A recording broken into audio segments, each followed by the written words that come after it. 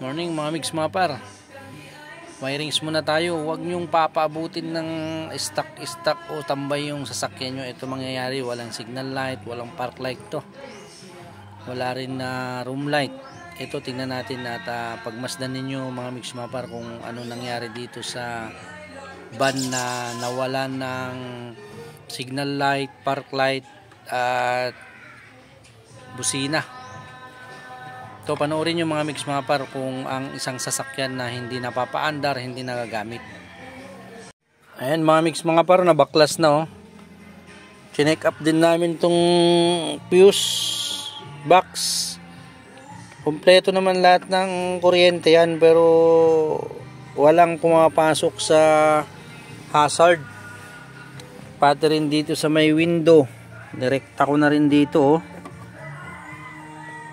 Pero maandar naman dito sa may switch ng power window push button nya, walang positive dito. Kaya ito, binaklas na namin ng panel gauge. At tingnan nyo mga mix mga par kung bakit na nawala ang mga ibang function ng room light, saka signal light, park light. Ito ayan o, kinain ng daga. Ayan.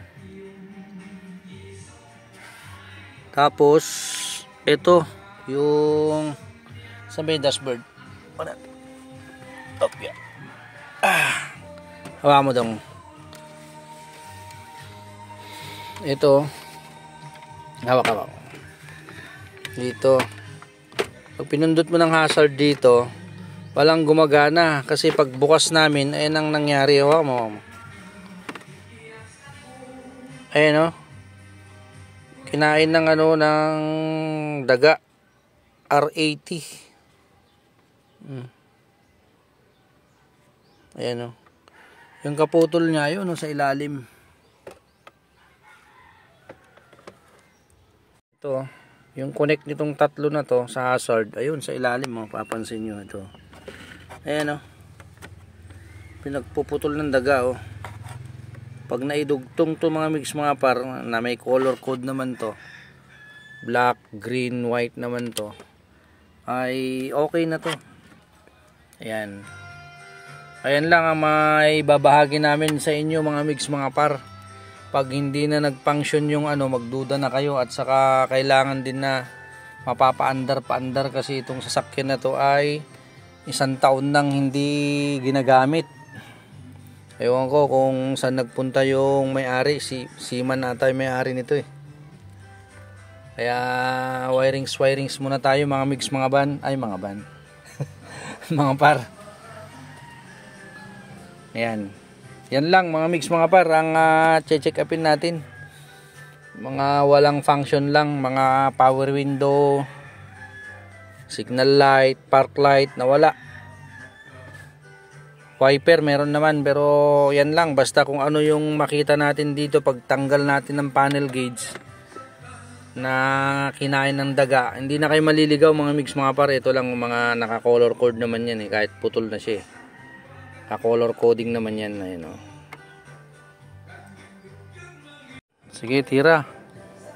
Baklasin lahat yan para may dugtong natin yung wire dun sa ilalim. Baka marami pang mga dyan, mga naputol. Check upin na natin para hindi masayang yung natin. Yung pagbaklas.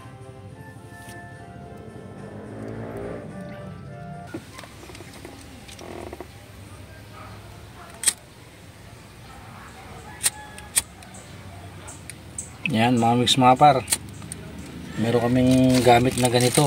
Anong pangalan nito? Kani lighter mo titiklop siya, pero may scotch tip. May electrical na rin kaming ilagay dun sa loob nya bago yan para sure ball. Okay na. Ito mga mix mga par, lalagyan pa namin ng electrical tape yung pinagdugtungan. Ganyan. Para sa sigurista na matibay talaga siya, hindi siya lumusot yung wire na nagdugtungan. Tapos meron pa akong ilalagay na ito yung iniinitan, ilalighter yan.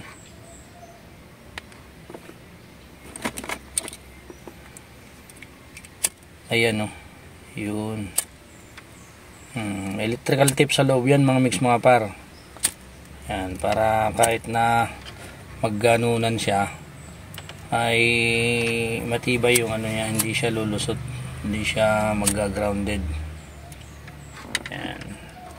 So kaya pag nagdugtong kayo mga mix mga par, hindi yung tapat-tapat, kung kinakailangan na nagputol kayo ng wirings ay hindi magkatapat na ganun, kailangan nakaganon lang siya. Dugtong dito, dugtong dyan, tulad nitong isa nito.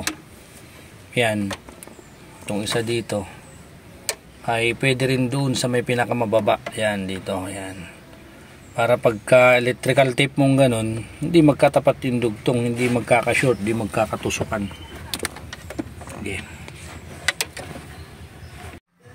Okay na mga mix mga par, naidugtong na natin lahat ng mga kinain ng daga.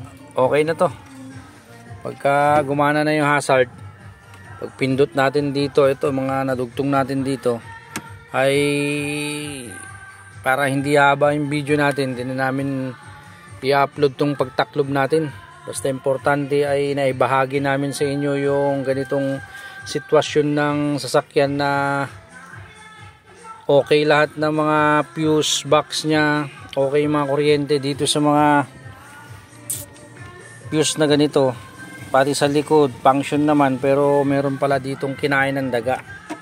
Kaya naidugtong na namin. Pagka pinindot ko to, ayan, at gumana na, singilan na natin kaagad to para makauwi na tayo.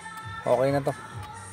Hindi na namin i-upload yung pagbalik namin mga mix mga par. Basta importante, wag na wag nyong itatambay yung sasakyan nyo ng ano ha, ng ganito katagal, dahil sigurado pagka nakapasok ang daga sa loob, ganito ang mangyayari sa inyong sasakyan.